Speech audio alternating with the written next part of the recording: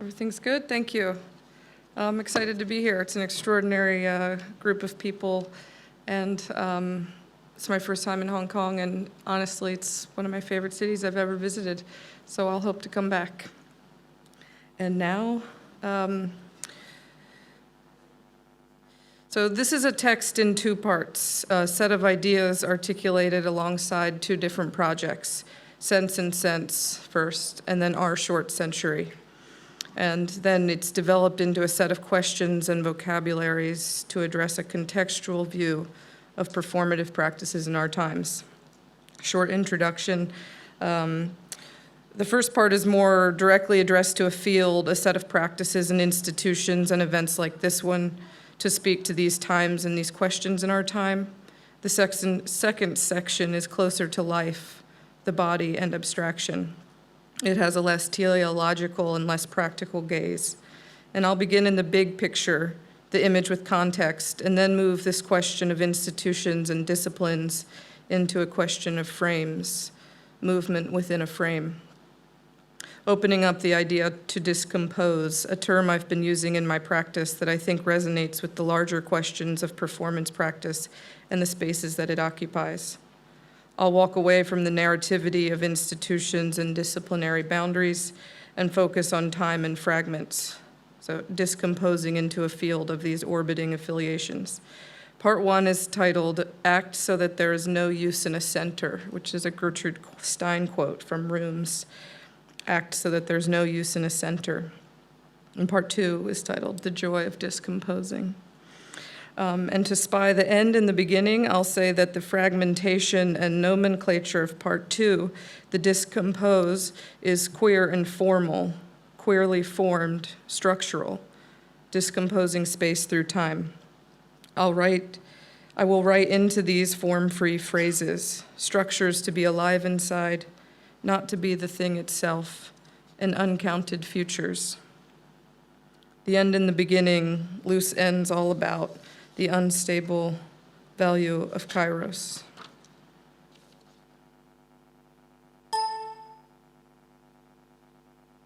Hello.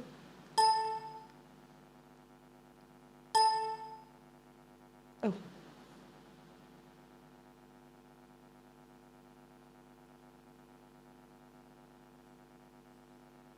Sorry. That's not playing.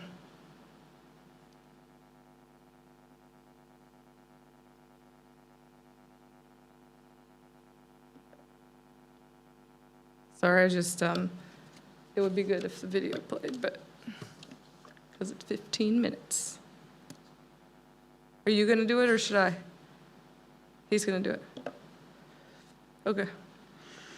And now part one, act so that there is no use in a center.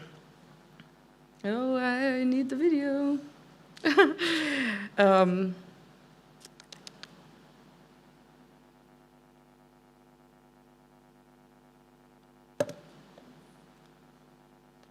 Sorry, everybody. It worked before.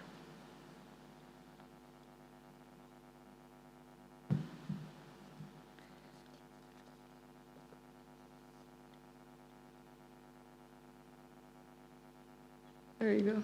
Thank you.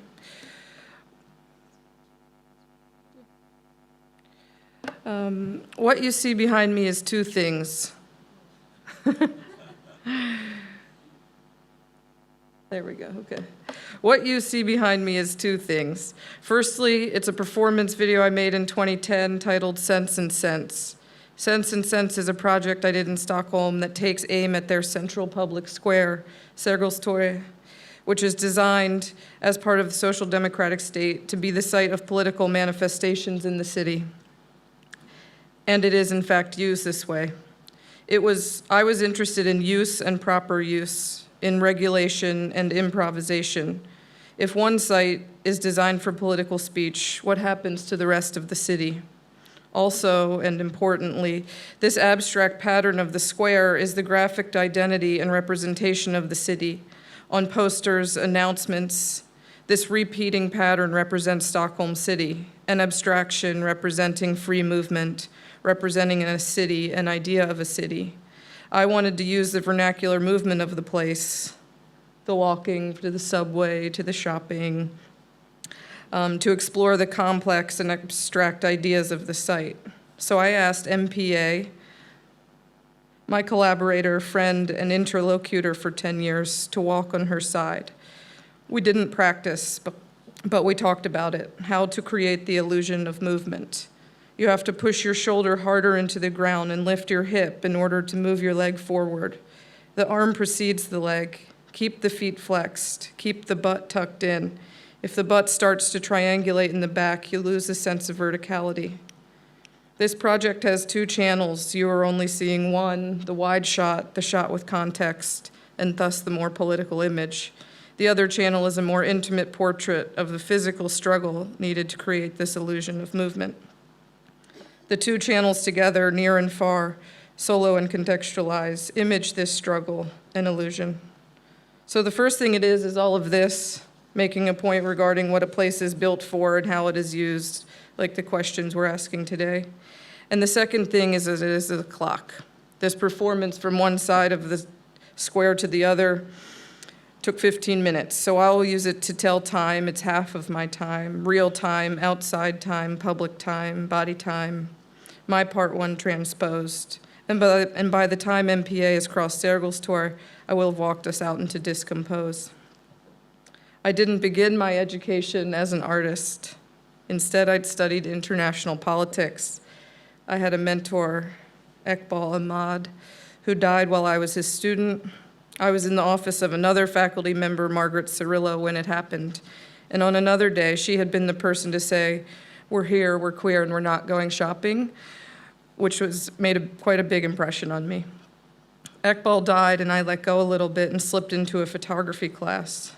The first things that I really remember turning me on were David Wojnarowicz and pictures of Judson dances. Those bodies and arrangements, sweatpants and running, chairs, mattresses, flags and falling, all arrested in black and white. For the 10 years since, I've been thinking through movement, how people move socially, politically, formally, publicly, aesthetically, and experimentally. First focusing on the relationship between image and movement, then moving into a field of choreography that's equally obsessed with collectivities, organizing, objects, dance, and writing. I've used photography, printmaking, and installation and video, and curating all as strategies. Made performances in streets, squares, and black boxes, written lyrics for bands, texts with life that get repeated nightly, and recently I've made costumes for choreographers. I've been an artist, an audience, and a collaborator in a variety of institutions. 10 years, 15 minutes into 30, naming time, eras, elections, rehearsal. Is rehearsal a name for a kind of time or a need of a group? Is either thing able to be supported in a museum, this kind of time or need? Naming time, permission to name, authority. I'll come back to this in the Kairos. For the past while, I've been thinking about transitions, choreographic, interpersonal, governmental, the shifting of weight, changing of directions. Transitions, no matter the context, are a political moment. The choreographic detaches itself from any position of certainty. It is full of transitions. I came to thinking about transitions through another vocabulary set that had guided me in prior years, the relationship between struggle and improvisation. That's at the heart of the ecstatic resistance idea. You can see my practices in language and that I'm very much interested in a performative vocabulary that can articulate the movement and the politics of it. Struggle and improvisation, transitions no matter the context. Shift, a question, a policy. What is a transition that is not a solution? This question was developed in conversation with Eleanor Bauer. What is a transition that's not a solution? And how do you reply to a question that doesn't want a solution? Honor intervals, gaps, and entanglements. I'm attempting to write that space between.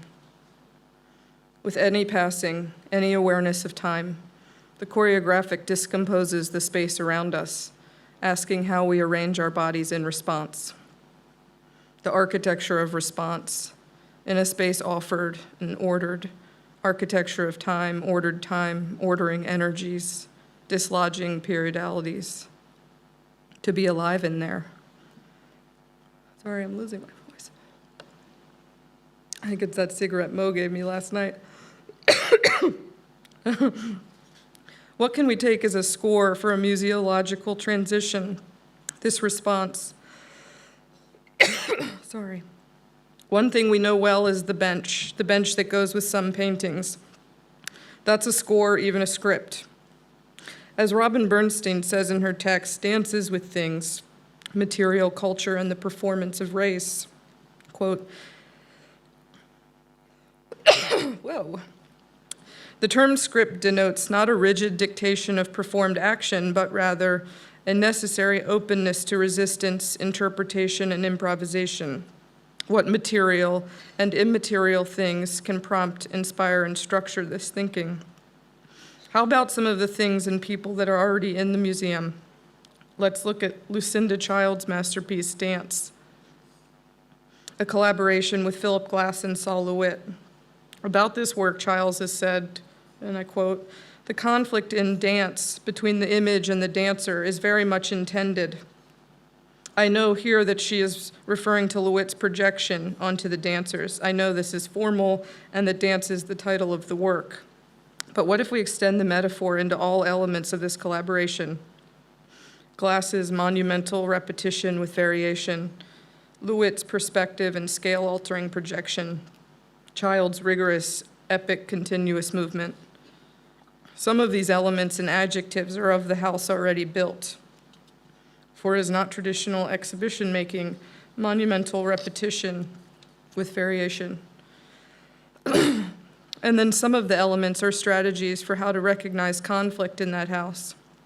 Rigorous, continuous, scale-altering movement. Could this collaboration in conflict, movement in an image, be a score for the disciplinary boundaries of institutions?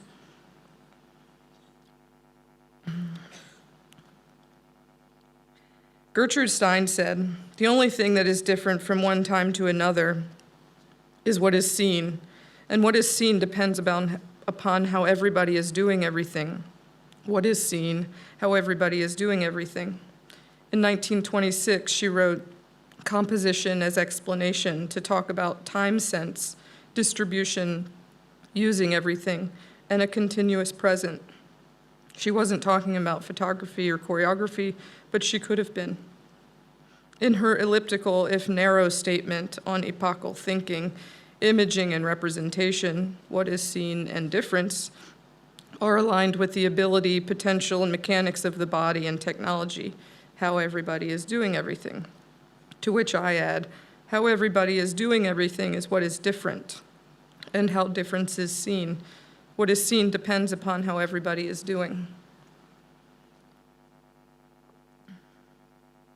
How everybody is doing everything. Stein's everybody opens the door to the public, and her grand formulation, everybody, everything, is a precise counterpoint to the questions of use, regulation, movement, scripting, performance, collectivity, collections, and disciplinarity that I write here. I am using her sentence to enter an arena of publics, counter and queer publics, adding to the consideration of movement as discomposition. How we use space constitutes the nature of our political selves. Stein is writing about composition, but in the process she's discomposing language. I'm talking about performance in publics and how in the process they can discompose museums, to discompose space instead of renewal, instead of transgression, or even decomposition. To discompose is to let the structure reveal itself as you walk through. To discompose opens the tautology of an institution, its use and proper use, to acknowledge the workings, not just what is inside the frame, towards a building of space and commons that privileges movements and margins. Within the image and through the room, fundamentally, to discompose is movement within the frame. And here I'll point to Lygia Clark's Liberated Space, which is her question of a frame, but don't have really time to go into that. And the frame here in part one has been institutional, architectural, disciplinary, flat, binding, conceptual, historical, and perspectival. benches, compositions, and organizations. Important to say, you can't step out of the frame, even if the frame is the limit of your own vision. What if a museum becomes an authority on alive time? How does an organization built to historicize and exhibit work in aliveness? Practically, everybody's asking, practically. Institutions discipline, live time within an architecture of power. So how now, beyond practicalities, what is an ethical way to authorize alive time? Now I ask, how to be alive in a museum? Any living thing becomes queer in the museological, live. Who moves through, what works? We know what is precarious, the body moving within, who and what remains. And here I fall apart, from looking outward to the institution with the body in one piece, in one motion looking, I now want to ask through a discomposed body. This is part 2.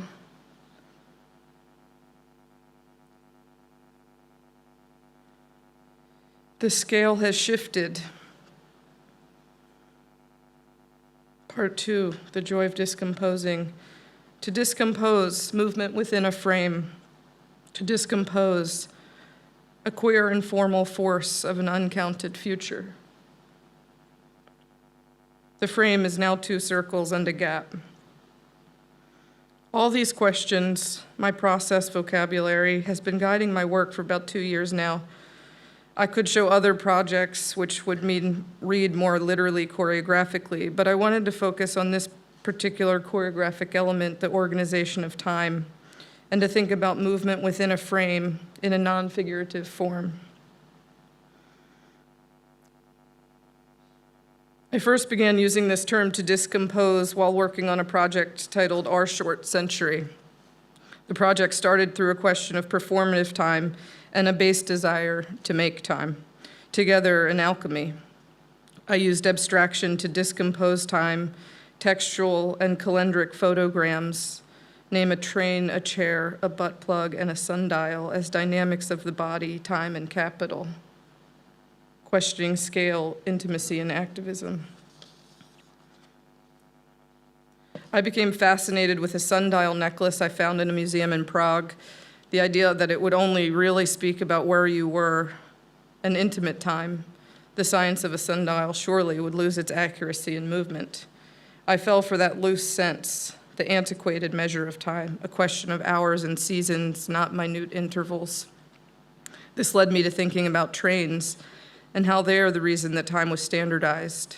Industrialization, schedules, arrivals, the counting of minutes. The project has 20 prints, photographs, photograms, screen prints, and combinations of, and a 10-minute silent video. The video takes place in a no space, a deep, dark black, no space in particular.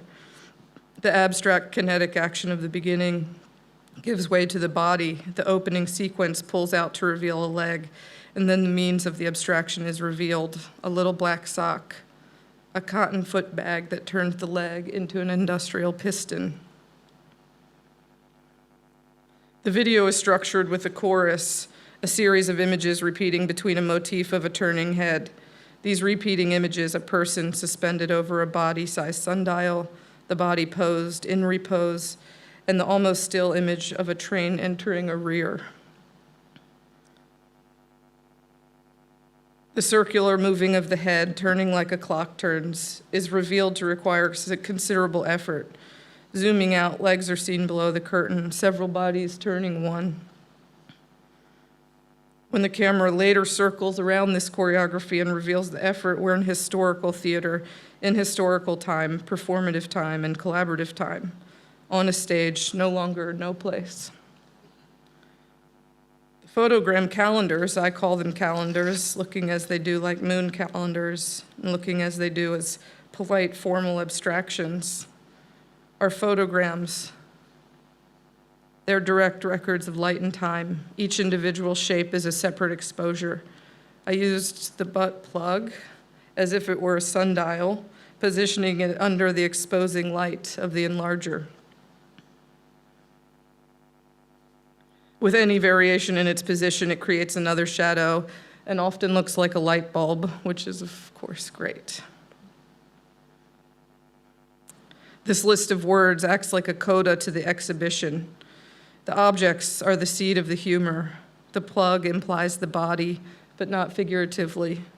The toy train is the same scale and carries history, exploitation, conquering gestures, industrialization, standardization, and travel. This is the toy train that rides into the rear of the headless body.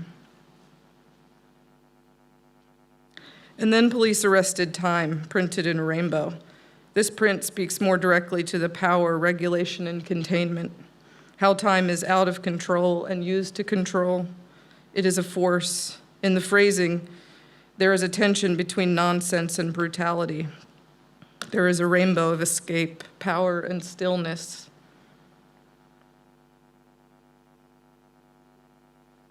In our short century, the choreographic discomposes time, the production of a turning head, the sun, a clock face, the will to measure. I wanted to create an alchemy of discomposing time to make space. To discompose movement within a frame, to discompose a queer and formal force of an uncounted future. This micro diagram and its accumulation is the new frame, highlighting the space between. It's a diagram for the free form collections below. Three things. 1, a structure to be alive inside.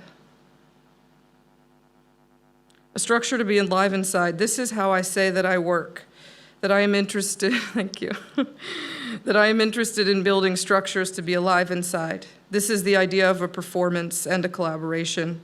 It is a proposition for collaboration on every scale and a question about architectures and relationships. It is a tone, an offer, a job, an invitation, a structure to be alive inside, a collaboration, an affiliation. It is personal, compositional, and organizational. One step out into ordering energies in the force of time to ask again, what if the museum is an authority on alive time? What would the orientation be? What futurity? Can a museum invest in collectivity instead of collections? 2, not to be the thing itself. I was in a workshop with Miguel Gutierrez. He asked about 27 questions, and this was one of my answers, not to be the thing itself.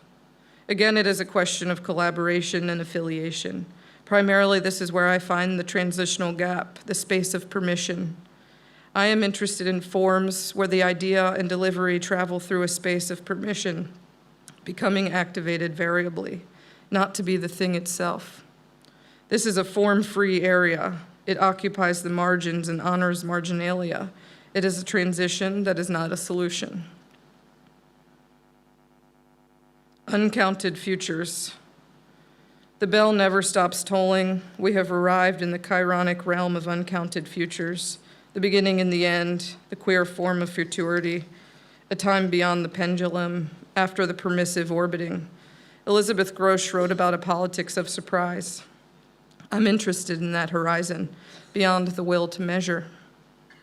The most crucial thing I can say is that these strategies are all a result of that which is unseen in time, all that exists and goes unnamed and uncounted, disregarded. In non-hegemonic histories, you have to search for your own references and pull the threads forward in your own time. You dig and discover all that was in its time against the continuity of its time, that which stepped out to a different speed and didn't reproduce itself in the pendulum's binary. Where is the permission to name? Can we grab the discontinuous, untimely, and name it in the future it didn't know? To discompose, permission to name. What is time if not activism? And in conclusion, only questions. Threads to be pulled out, unraveled, braided, and left uncounted. Collectivities instead of collections. Is this a question? Can we support collectivities instead of collections? What is a transition that's not a solution? How to be alive in a museum. And by the way, I Googled this just to see what would happen. Spiders, Elvis, and a fundraising event in California that had floral arrangements that interpret masterworks. So yes, I think it's a good question to ask. We need better answers. How to be alive in a museum. What is time, if not activism? To discompose, permission to name. To discompose, movement within a frame. To discompose, a queer and formal force of an uncounted future. And a final note. Oh, I can't.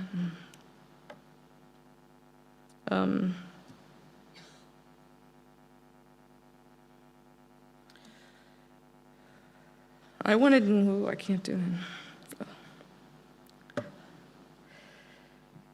I wanted to begin by dedicating this text to Ian White, by saying his name out loud as a way to enter these thoughts.